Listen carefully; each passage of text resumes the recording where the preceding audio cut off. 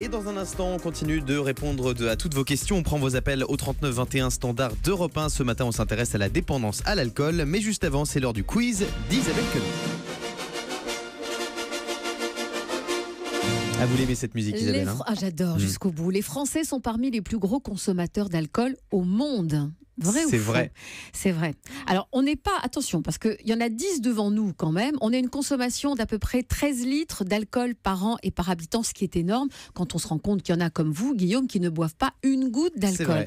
Mais en revanche, loin devant nous, il y a des pays tels que la Moldavie, 18 litres, un peu plus de 18 litres d'ailleurs. La République tchèque, la Russie, 15 litres. Bref, nous, avec nos 13 litres, on n'est pas dans les 10 premiers, mais on arrive tout de suite derrière. Et on est d'ailleurs suivi par des pays tels que le Nigeria, l'Australie, les États-Unis. Et tous ces pays-là ont d'ailleurs une spécificité. Par exemple, nous, on ne boit que du vin. Comme la Grèce, comme l'Italie, comme le Portugal, on est un pays avec une culture viticole. On aime notre vin. Alors que, comme je vous disais, la Moldavie, les 18 litres, c'est pas du vin, ce sont des alcools forts. Ah oui, donc ça n'a rien à voir. Ça n'a rien à voir. Et puis vous avez d'autres pays comme l'Australie, les États-Unis ou l'Angleterre qui, eux, sont de gros consommateurs de bière, alors que nous, en France, on préfère le vin à la bière. Je continue. Pour la gueule de bois, le jus de tomate est un bon remède. C'est vrai ou c'est faux ? C'est vrai. Eh bien, c'est vrai, parce que le jus de tomate, il a une double qualité. Non seulement il permet de réhydrater, puisque l'un des défauts de l'alcool, l'une des conséquences de l'absorption d'alcool, c'est que cela va déshydrater notre organisme. Donc, bien sûr, il faut boire. Il ne faut pas boire de l'alcool, il faut boire quelque chose de sans alcool. La meilleure prévention de la gueule de bois, c'est quoi ? C'est de s'hydrater.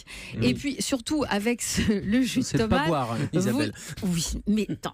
Mais là, je voudrais faire quand même une parenthèse, parce que depuis le début de l'émission, on a l'impression qu'il y a ceux qui boivent pas du tout. Et ceux qui boivent beaucoup. Et puis qu'on stigmatise ceux qui boivent. Alors, mais il y a un juste milieu entre je suis dépendant à l'alcool et puis je ne bois pas du tout. C'est-à-dire qu'on peut être comme la majorité des Français, aimer un bon verre de vin, que ça ne devienne pas une obsession, mais apprécier, soutenir les viticulteurs français en appréciant leur vin. C'est vrai qu'on a des superbes vins. C'est quand même dommage parfois de pas savoir en goûter un. Je dis pas ça pour vous, Guillaume. Je continue, moi, mais avec mon jus de tomate, parce que dans le jus de tomate, il y a plein d'antioxydants et de vitamine C, ce qui vont lutter contre les radicaux libres, et ça va lutter contre le vieillissement de la peau, qui est souvent, vous regardez, on dit qu'il y a ceux qui fument des cigarettes, donc le tabac et l'alcool donnent une peau beaucoup moins jolie. Et ben c'est sûr que quand vous prenez un jus de tomate, si jamais il vous arrive de boire un peu plus que de raison, ça va un peu réparer tout ça. Bernard Basset n'a pas l'air convaincu par votre jus de tomate, Isabelle. Non, le jus de tomate, je crois que la meilleure façon de prévenir la gueule de bois, c'est de pas trop boire et puis effectivement de s'hydrater. Alors après, on peut trouver des tas de justifications. Il y a des radicaux libres et tout ça. En fait, c'est plus des justifications qu'une vérité scientifique, très honnêtement. Pendant très longtemps, les producteurs de vin ont dit il y a des antioxydants dans le vin, donc c'est bon pour la santé. En fait, on sait que c'est faux, quoi. Enfin, le vin n'est pas bon pour la santé. Tout ça sert à rien. D'accord. Les polyphénols, ils sont pratiquement pas absorbés par l'intestin. Donc voilà, ça n'a pas d'effet. Comment est-ce qu'on explique le syndrome de la gueule de bois, Gérald ? C'est une déshydratation. C'est-à-dire que le fait de boire de l'alcool en grande quantité le soir ou très rapidement, eh bien, surtout estomac vide, ça va être rapidement absorbé et vous n'absorbez pas d'eau. Et il y a un phénomène déshydratant de l'alcool qui, le lendemain matin, vous allez le payer cash, quoi, globalement. Donc voilà pourquoi il faut s'hydrater, jus de tomate ou pas. Mais en tout cas, ce qui est important, c'est l'hydratation pour compenser. C'est l'eau. C'est l'une des astuces, bien sûr, mais c'était un petit peu le but du quiz. Mais j'ai failli vous mettre le sirop choum. Est-ce que vous vous souvenez de ça ? Qui trop abuse, choum boira. Je pense que c'était un truc comme ça qui trop abuse. Grand-mère à nous tous, Isabelle. Exactement. Voilà. Mais c'est drôle parce que je me demande si le sirop choum existe toujours dans les pharmacies, si on peut en trouver. C'était genre le remède idéal de grand-mère, effectivement. Apparemment, oui. Olivier Allemand est en régie, il nous dit oui. Alors, on termine avec la dernière proposition. L'éthylotest dans sa voiture est obligatoire. Et si vous ne l'avez pas avec vous, bien, vous aurez une amende de 11 €. C'est vrai ou c'est faux ? Eh bien, c'est faux.